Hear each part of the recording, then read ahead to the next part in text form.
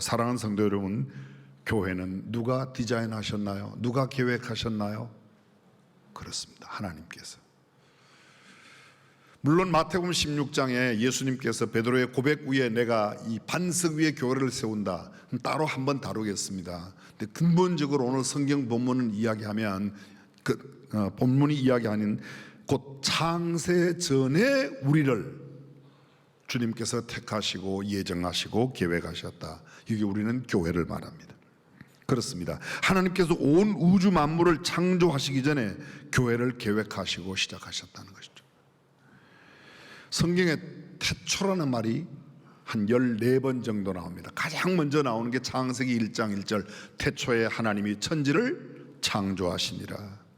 또 태초라는 단어가 잠언에 이런 말이 나옵니다. 잠언 8장 22절에 여호와께서 그 조화의 시작 곧 태초에 일하시기 전에 나를 가지셨으며, 태초에 일하셨다는 말은 태초에 천지를 창조하시는 일을 하시기 전에 나를 뭐요? 가지셨으며, 다시 말하면 나에 대한 계획을 하셨다는 거예요.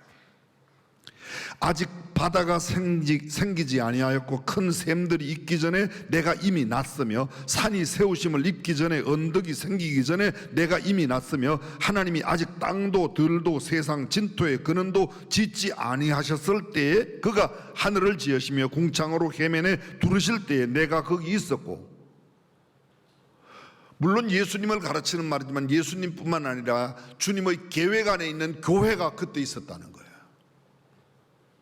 성경은 그렇게 말하고 있습니다.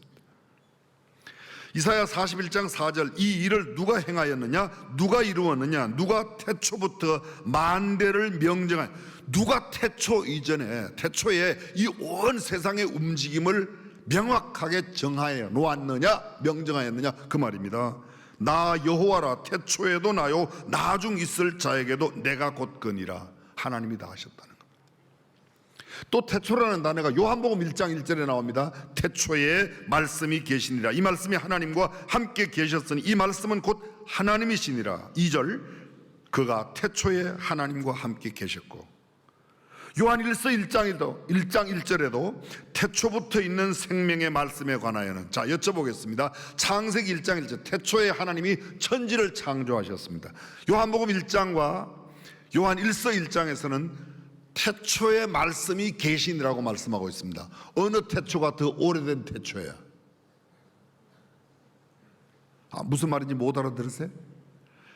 천지 창조를 시작하기 전에 주님이 말씀으로 계셨다는 거예요. 그게 요한복음 1장 1절이에요. 천지를 창조하신 태초는 창세기 1장 1절이에요. 그러면 창세기가 먼저 나오지만 요한복음에 나오는 1장 1절이 더 옛날 태초라는 거죠. 11월 14일이 제 생일이에요.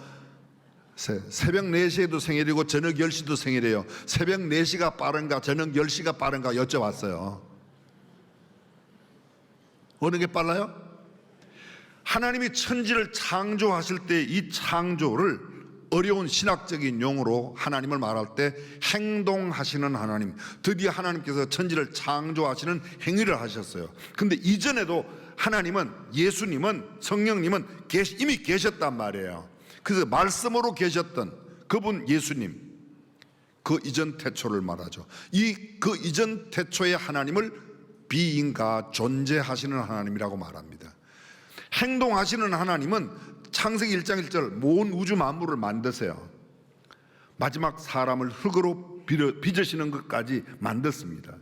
그런데 그 이전에, 그러면 온 우주 만물을 만들기 이전, 우리의 시제로 말하면 창조하시기 전 행동하시는 이 하나님 이전의 하나님은 무엇을 하셨는가? 뭘 하셨다고요? 제가 설명이 부족한가 봐요. 그때 하나님은 우리를 계획하셨다고요. 우리를 예정하시고 우리를 계획하시고 우리를 택하시고 우리를 하나님의 교회로 세우시기 위한 계획을 그때 하셨다는 거예요. 그러니까 우리가 온 우주 만물보다, 조금 전에 설명드렸던 그 어마어마한 별들의 숫자, 온 우주 만물보다 우리는 더 하나님께서 정교하게 계획하고 예정하신 가운데 만드셨다는 것입니다. 말씀을 들어보십시오.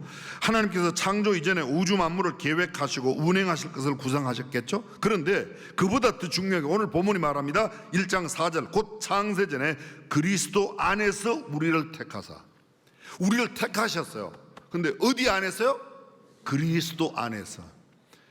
그래서 교회는 그리스도 안에서 존재하는 공동체, 그리스도 밖에서는 교회가 없어요. 사람들이 그렇게 말해요. 교회 예수 믿어야 구원받는다, 그리스도에게만 구원 있다. 너무 독선적이 아니에요. 성경은 그리스도 안에서 우리를 예정하신 것이 창세전에 하나님은 그리스도 없이 교회를 계획하시지 않았어요. 그래서 그리스도 없는 교회는 생각할 수 없다는 겁니다.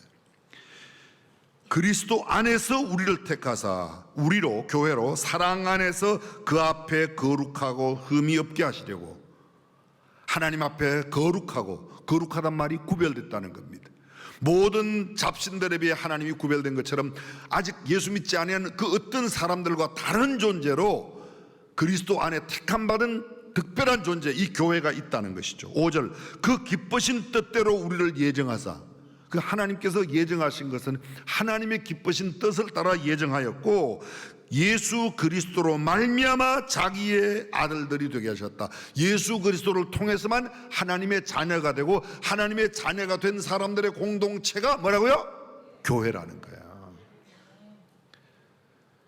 그래서 예수만 믿어야 구원받냐, 예수만 믿어야 하나님의 자녀가 되냐? 네, 그렇습니다. 성경은 이렇게 말합니다.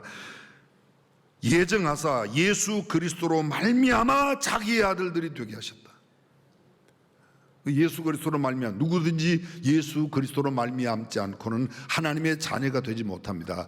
교회의 회원이 될 수가 없습니다. 이것이 성경이 우리에게 가르치고 있는 가장 중요한 진리입니다. 하나님은 우리를 택하시고 예정하셨습니다. 그리스도 안에서. 다른 말로 말하면 그리스도 밖에는 택함이 없답니다. 왜 택하셨어요? 우리로 사랑 안에서 그 앞에 거룩하고 흠이 없게 하시기 위해서. 그래서 그리스도인들, 이 교회 공동체는 거룩해야 하고 구별되어야 하고 또 흠이 없는 존재로 하나님 앞에 살기를 힘써야 합니다. 하나님은 우리를 창세전에 예정하셨습니다. 이 말의 뜻은 우리는 우연히 태어난 존재가 아니라는 겁니다. 엄마 아빠의 생물학적 소산물로 만들어진 게 아닙니다. 실수로 우연히 어쩌다가 생긴 존재가 아닙니다. 너는 원래 계획이 없었는데 어쩌다가 보니까 네가 생겼어. 그런 거지 같은 말씀 하지 마세요. 말도 안 돼요. 우리가 이 땅에 태어난 것은 하나님의 예정과 하나님의 택하심과 하나님의 계획 속에 태어난 줄로 믿습니다. 이것이 성경의 가르침이에요. 자, 손을 한번 이렇게 내보십시오. 좀 2부 예배가 복잡하지만 이렇게 나를 한번 이렇게 나를 안아주세요. 나를. 그리고 이렇게 말해보세요. 나는 정말 존귀한 존재입니다. 왜요? 하나님이 만세 창세전에 계획한 존재니까. 근데 이 나가 얼마나 귀한 존재인지를 잘 모르는 내 옆에 있는 내 아내나 내 남편이 때로 나를 우습게 알아요. 내 옆에 있는 내 남편과 내 아내를 내가 우습게 여긴단 말이죠. 그렇게 존귀한 존재인지를 모르고. 왜요? 하나님이 계획하신 그 위대한 존재임을 알지 못하고, 내가 말하는 거 한마디 잘 안 들었다고, 나하고 생각이 조금 다르다고, 나아지지 않는다고 무시하거나 없인 여기는 경우가 너무 많다는 거죠. 하나님의 형상대로 하나님께 지음받은 존재, 그것이 사람이에요. 하나님의 철저한 예정과 계획하심 속에 택하심 가운데 출생한 존재가 바로 저와 여러분입니다. 그리스도 예수 안에 택함받은 너무나 소중한 존재가 우리예요. 우리는 거룩하고 흠이 없게 하려고 하나님께서 택하신 존재들입니다. 우리는 하나님께서 기쁘신 뜻대로 예정하시고 만든 존재입니다. 우리는 예수 그리스도로 말미암아 하나님의 자녀가 된 교회입니다. 예수 그리스도로 말미암지 않고는 하나님의 자녀가 될 수 있는 길이 아무도 없습니다. 내가 곧 길이요 진리요 생명이니 나로 말미암지 않고는 그 누구도, 그 어떤 사람도 아버지께로 올 자가 없느니라.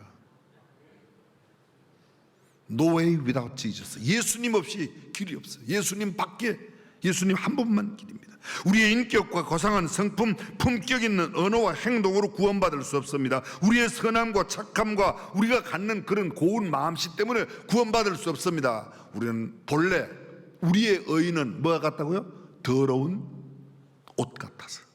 우리의 의는 더러운 옷 같아서 아무리 의를 해도 결국 누더기, 개역 개정판에는 누더기 옷이라고 말하고 있습니다. 에베소서는 이렇게 말합니다. 너희가 그 은혜를 인하여 믿음으로 말미암아 구원을 얻었나니 이것이 너희에게서 나는 것이 아니요 하나님의 선물이라. 행위에서 나는 것이 아니니 이는 누구든지 자랑치 못하게 함이라. 우리는 그가 만드신 바라 그리스도 예수 안에서 선한 일을 위하여 지으심을 받은 자니 이 일은 하나님이 전에 예비하사. 보십시오. 교회됨의 비밀, 교회됨의 설명입니다. 교회됨의 방법, 교회됨의 놀라운 특징, 구원받은 것이 무엇인가를 설명하는 이 에베소서 2장 말씀에서 하나님이 그 은혜로 우리가 잘나고 똑똑해서 우리가 구원받을 만한 자격과 요건을 갖추어서가 아니고 하나님의 일방적인 은혜로 도저히 받을 자격이 없는 자에게 거저 주시는 하나님의 은혜로 우리를 구원하여 하나님의 자녀로 삼아 주셨다는 겁니다. 그리고 우리는 그것을 무엇으로? 믿음으로 하나님의 은혜, 하나님의 사랑을 우리가 믿음으로 하나님의 자녀가 되는 것이지 우리가 착한 일하고 좋은 일하고 선을 베풀고 자선을 베풀어서가 아니라는 겁니다. 이는 우리에게서 나는 것이 아니요 하나님의 선물이라. 선물의 특징이 뭐예요? 요구하지 않았을 때 주는 게 선물입니다. 내가 요구해서 받는 것은 선물이 아니에요. 그건요 표현하면 동량이에요. 동량. 요구해서 받는 것은 구걸이에요. 거지가 하는 일이에요. 내가 요구하지도 않았는데 자격도 없는데 나한테 일방적으로 주시는 분의 뜻에 따라서 준 것, 이게 뭐예요? 선물이랍니다. 구원은 하나님의 선물입니다. 이것이 성경이 설명하고 있는 겁니다. 얼마만큼, 만약 행함으로 구원을 받는다면 얼마만큼 행하면 구원받습니다. 어떤 말까지 하면 되고 어떤 말을 하면 안 됩니까? 기준이 모호해집니다.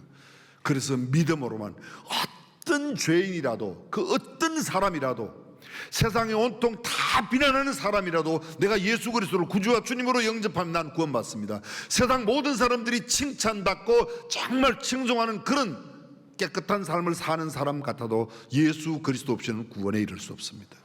아멘. 이게 성경의 진리예요. 구원은 오직 믿음과 오직 은혜로만 얻어지는 겁니다. 성경 보십시오. 우리는 그가 만드신 바라. 우리는 교회는요 하나님께서 만드셨어요. 이제 이것도 한 90번만 설명하면 100번 될걸요. 하나님이 만드셨어요. 하나님이 위대한 작가로 만드셨기 때문에 우리는 뭐예요? 걸작품이에요.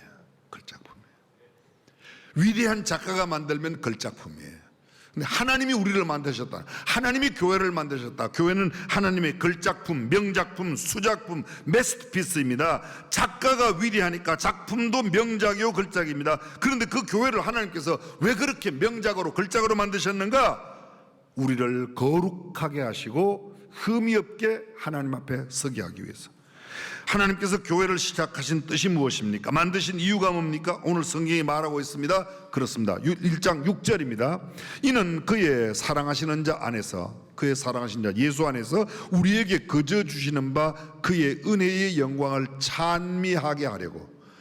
우리를 교회 삼으신 것은 우리를 구원하신 그 하나님을 뭐 하려고요? 찬미, 찬송, 경배, 예배케 하기 위해서 우리를 교회로 부르셨다는 겁니다. 그렇습니다. 하나님의 구원을 칭송하는 것, 그것이 교회가 해야 할 일입니다. 하나님의 은혜의 영광을 찬미하고 찬송하고 경배하고 예배하는 것, 그렇습니다. 그것을 위해서 성경은 구체적으로 이렇게 합니다. 우리는 그의 만드신 바라 그리스도 예수 안에서 선한 일을 위하여 지으셨다. 뭘 위해? 선한 일. 그러면 여기서 필연적으로 이건 이제 한 1번만 설명하면 100번 될걸요. 우리를 왜 만들었다고요? 선한 일 하도록 하기 위해서. 선한 일을 하도록. 우리가 선한 일을 하지 않으면 창조의 목적에 위배됐습니다. 종을 만든 목적은 종소리를 내는 겁니다. 그런데 종소리를 못 내면 그 종은요 쓸모없는 종이 되죠. 우리가 하나님께서 교회를 만드신 목적이 선한 일을 하도록 하기 위해서. 근데 선한 일을 하지 못한다면 교회다운 교회의 모습을 갖지 못하는 겁니다. 그럼 선한 일이 뭐죠? 늘 말씀드렸습니다. 영혼 구원과 그 다음에 문자 그대로 남에게 베풀고 나누는 선한 일. 영어로 표현한다면 영혼 구원, soul winning이에요. 그리고 선한 일, good works. 그걸 또 다른 말로 말하면 social service, 사회적인 봉사, 사회를 섬기는 일입니다. 교회가 해야 되는 가장 중요한 일은 영혼을 구원하는 일과 세상을 섬기는 일이에요. 예수님께서 이렇게 말씀하신 인자에 온 것은 잃어버린 자를 찾아 구원하기 위해서, 영혼 구원을 위해서. 인자에 온 것은 섬김을 받으려 함이 아니라 섬기려 하고 섬기러 오셨다. 우리도 마찬가지입니다. 그러므로 교회의 중요한 사명 다시 구체적으로 설명하면 다음에 5가지가 교회가 감당해야 할 사명입니다. 첫째, 예배입니다. 교회의 가장 중요한 사명은 하나님께 예배하는 겁니다. 교회란 우리의 창조주 하나님, 우리의 구원자 예수님, 우리를 거듭나게 하시는 성령님을 예배하기 위하여 부름받은 성도들의 모임입니다. 그래서 교회 공동체가 해야 되는 가장 중요한 그 어떤 세상적인 일보다도 하나님을 예배하는 일입니다. 그래서 예배를 잘 드리지 않는 사람은 좋은 교회 성도가 아닙니다. 좋은 성도가 아닙니다. 난 예배는 안 드려도 예수는 믿어. 뻥이에요. 속지 마세요. 뻥이에요. 예배가 없는, 물론 예배당에서 꼭 나와서 예배 드리는 예배뿐만 아니라 부득이한 경우 병원에 입원했을 때나 여러 가지 상황일 때 교회 예배당에 못 나올 수 있어요. 그러나 우리의 마음속에 예배가 끊이잖아요. 하나님을 높이고 하나님을 칭송하고 예도 예자 절배자 그분을 모시는 일에 그 마음과 중심은 흔들림이 없어야 될 줄로 믿습니다. 예배가 중요합니다. 많은 사람들이 예배를 드리지 못하고 예배를 보러 오는 사람이 있어요. 그래서 옛날에 예배 본다 그러는데 사실은 예배 드리는 게 맞습니다. 구경꾼으로가 아니라 예배의 참여자로 와야 됩니다. 지난주에 잠깐 언급드렸습니다만 존 맥가드가 쓴 주님의 교회 계획 속이 교회의 주요 목적은 하나님을 예배하고 그렇습니다. 성도들을 양육하며 복음을 전파하는 것이다. 하나님 예배하는 게 가장 우선 드리는 겁니다. 예배를 드릴 때 습관적 그렇게 우리가 그냥 의미 없이 드리는 것, 그건 진정한 예배가 아니라는 것이죠. 예배에 대한 긴 설명은 드리지 않겠습니다. 솔로몬이 드렸던 그 옛날에 정성스러운 일천번제의 제사처럼 우리의 마음과 정성을 다해야 한다고 말합니다. 두 번째, 교회의 사명, 전도하는 것입니다. 예배가 하나님을 향한 우리의 사랑의 표현이라면 세상을 향한 우리의 가장 중요한 사랑 행위가 복음을 전하는 거야. 먹을 것, 입을 것을 나눠주고 헐벗은 사람에게 입을 것을 주는 것 중요합니다. 근데 그것보다 더 우선되는 것은 우리가 복음을 나누어 주어야 될 줄로 믿습니다. 세상에는 얼굴 색깔이나 모습이나 민족이나 언어가 다른 많은 나라가 있습니다. 많은 민족이 있습니다. 많은 언어 종류가 있습니다. 그러나 크게 나누면 세상에는 두 종류밖에 없습니다. 구원받은 사람과 구원받을 사람이 있습니다. 구원받은 사람은 하나님의 자녀로 천국 가고, 아직 구원받지 못한 사람이 끝까지 육신의 삶이 끝나는까지 그의 영혼이 구원받지 못하면 그는 지옥으로 가게 되어 있습니다. 구원받은 성도가 가장 중요하게 해야 할 일, 아직도 구원받지 못한 사람들을 구원하는 일인 줄로 믿습니다. 세 번째가 교육입니다. 교회는 불신자에게 전도를 하고 성도에게 교육을 하는 것이죠. 우리 주님께서 마지막 성천하시기 전에 남긴 말이 뭐예요? 내가 너희에게 분부한 모든 것을 가르쳐 지키게 하라. 교회가 받은 제자들에게 하나님께서 예수님께서 명령하신 마지막 명이에요. 너희는 가서 모든 족속으로 제자를 삼고, 이거 전도하라는 거예요. 아버지와 아들과 성령으로 침노하라. 내가 너희에게 분부한 모든 것을 가르쳐 지키게 하라. 구원하고 침례 베푸는 것은 우선적인 임무예요. 두 번째 임무가 뭐예요?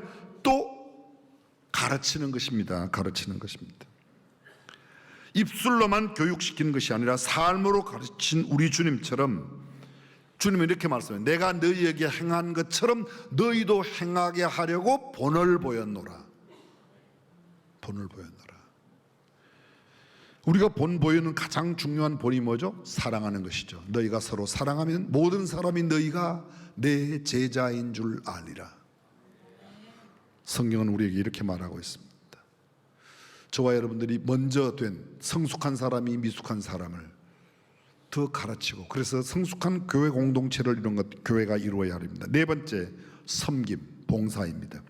성도들은 교회 안에서 또 교회 밖의 사람들에게 봉사해야 합니다. 교회 안에서도 봉사하고 교회 밖에서도 봉사해요. 섬김이라는 겁니다. 섬김. 인자에 온 것은 섬김을 받으려 함이 아니라 섬기려 왔다고 말씀하시죠? 그렇습니다. 섬기는 것, 이것이 정말 우리에게 중요해요. 우리 교회 내에 이 섬김의 일들을 하는 분들이 정말 많이 계세요. 알게 모르게, 주로는 드러나지 않게 섬김의 손길을 펴는 분들이 정말 많이 계세요. 가끔 아주 심심찮게 들려옵니다. 주일마다 섬기는 많은 사람들의 이야기, 교회 내에서 식당에서 주차 봉사로. 일전에 우리 교회에 두 위원회, 약 한 200여 개 위원회 가운데 두 위원회와 함께 점심을 나눈 적이 있습니다. 한 위원회는 교통위원회예요.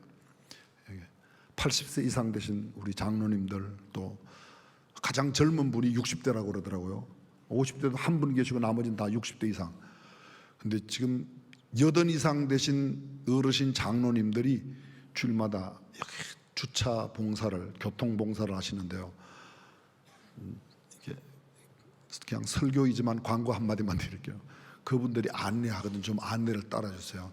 저쪽으로 이렇게 안내를 하는 대로 굳이 그냥 탁 갖다 대고 그냥 탁 문 잠그고 들어오는 분들, 이 자리는 없겠죠? 네. 전화 걸어도 전화 안 받고 차 빨리 안 빼는 분들, 진짜 그분들이 우리 교회에 계신다는 것은 정말 너무 미숙한 존재로 계시는 거예요. 제가 알려드릴게요. 미숙해서 그래요. 그죠? 그래도 오신 것은 잘하셨어요. 오신 건 잘하셨는데 주차 안내하시는 분들 좀 이렇게 안내를 잘 들으면 좋아요. 너무 섬기는 분들이 없어서 어떤 분이 그러더라고요. 목사님, 앞으로 우리 교회 장로님 되실 분들은 2년간 주차 봉사한 분들에게만 자격을 주시죠 그러더라고요. 그 말도 상당히 일리가 있어요. 제가 서울에 있는 모 대통령 출신의 장로님 출신의 대통령, 그분은 대통령 되는 것보다 장로하기 어려웠대요. 4년 동안 주차 봉사했다고 그러시더라고요. 근데 우리는 깎아서 2년만 하자고 그러더라고요. 또 다른 한 팀, 제가 함께 식사를 하는 어떤 팀은 장애인들을 주일날 늘 이렇게 자동차로 섬겨주시는 분들이에요. 제가 다 나이를 알 수 있지만 섬김의 손길이 너무 많습니다. 교회가 교회 밖의 사람들이 교회를 향하여 감동받는 것은 우리의 철야 기도가 아닙니다. 우리의 금식 기도가 아닙니다. 우리의 성지순례가 아닙니다. 우리가 그들을 섬기고 나누고 베풀 때 그들은 정말 그리스도의 사랑을 경험하게 되고 우리가 주님의 제자인 것을 알게 될 줄로 믿습니다. 마지막 다섯 번째, 교회가 해야 될 사명, 성도의 교제입니다. 교회 안의 성도끼리, 교회 안의 형제 자매들끼리 좀 친밀한 교제를 나누어야지 돼요. 친밀한 교제. 늘 말씀드리지만 돈은 안 받아도 될 만큼만 빌려주세요. 꼭 받겠다고 생각하면 빌려주지 마세요. 정말 저도 이렇게 말씀하는 게, 교회 내에 돈 빌려주고 관계가 깨어진 사람들이 교회에 제대로 돈 갚고 관계 유지하는 사람보다 훨씬 더 많아요. 깨어진 사람이 많아요. 그래서 그냥 부득불 이렇게 말씀드리는 것을 용서해 주시길 바라요. 그냥 안 받아도 될 만큼 주세요. 주면 안 받을 생각을 주세요. 돌려주면 감사하게 생각해야지. 이해가 되시죠? 이미 주신 분들이야 어떡하겠어요. 빌린 사람들은 절대로 내 눈을 빼서 팔더라도 갚아야 되겠다 그런 마음 들지 않거든. 빌리지 마세요. 그냥 굶든지 도저히 굶어서 못 살거든 저한테 오면 저 먹는 거 함께 나누어 드릴게요.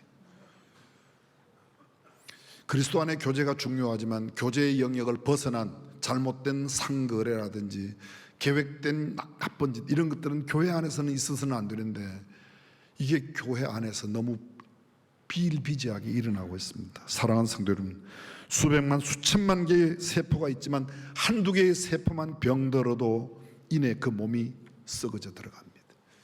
교회의 건강성은 우리 한 사람 한 사람, 한 세포 하나하나가 모두가 건강할 때 가능한 것입니다. 내게 주어진, 나 하나에게 주어진 사명 잘 감당해서 우리 교회가 주님께 인정받는 아름다운 건강한 교회 되기를 주님의 이름으로 축복합니다. 마지막으로 잔 칼빈의 이야기 한마디만 드립니다. 하나님을 아버지로 교회를 어머니와 같이 받들지 않는 사람은 진정한 성도가 아니다. 부모의 품 없이 자라는 자녀들이 없습니다. 하나님을 아버지로 교회를 어머니로 생각하라고 말했던 이 켈빈의 이야기가 우리의 시금석이 되고 우리의 삶에 적용하여 우리 교회가 하나님께서 복 주시는, 하나님께서 인정하시는 아름다운 교회 되기를 주님의 이름으로 축복합니다.